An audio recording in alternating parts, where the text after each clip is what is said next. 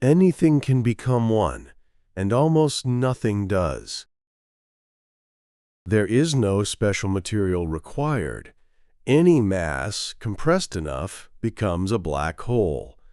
That is a statement about gravity, not about exotic matter. The sun would need to be squeezed to a ball about 6 kilometers across.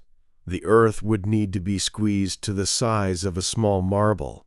Your own body would need to be compressed to a size far smaller than a single atomic nucleus, smaller than anything can be compressed to by any process we know. So the requirement is not weight, it is concentration. And nothing in the universe supplies that concentration except gravity itself, working on something already very heavy. That is the reason black holes come in the sizes they do and not in others. There is one more consequence which surprises people. Very large black holes are not dense at all. Because the horizon grows in proportion to the mass, but volume grows as the cube of it, the biggest ones have an average density lower than water. There are black holes at the centers of galaxies whose average density is thinner than the air in this room. A big black hole is not a heavy small thing. It is a very large region with a great deal in it, spread thin. Nothing is pulled in that was not already falling. The common picture is of something that sucks. It does not. Gravity from a black hole obeys exactly the same rule as gravity from anything else of the same mass. There is no extra attraction and no reaching out. The clearest way to say this is with a swap. If the sun were replaced this instant by a black hole of exactly the same mass, the Earth's orbit would not change in any way.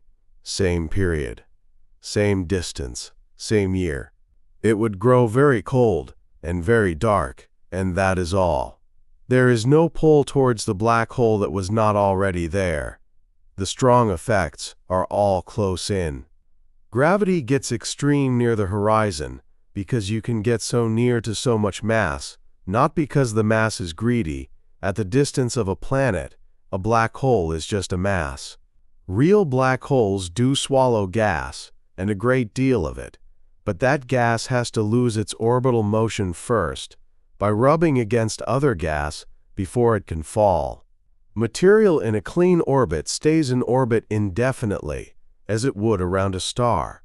The galaxy is full of things quietly circling black holes and not falling in. The bigger one is the gentler one. Gravity pulls harder on the near side of an object than the far side. That difference is what makes tides on Earth, and near a small black hole it is severe. The difference between your feet and your head could be large enough to matter long before you arrived.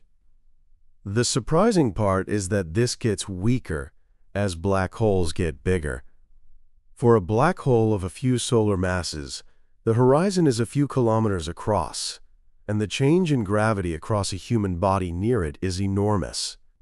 For one of several million solar masses, the horizon is bigger than the sun, and the gravity a meter apart is nearly identical. You could cross the horizon of a very large black hole and feel nothing unusual at that moment. That is the strange asymmetry of these objects.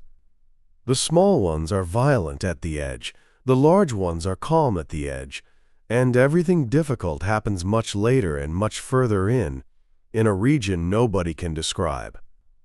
The most dangerous black holes to approach are the least impressive ones.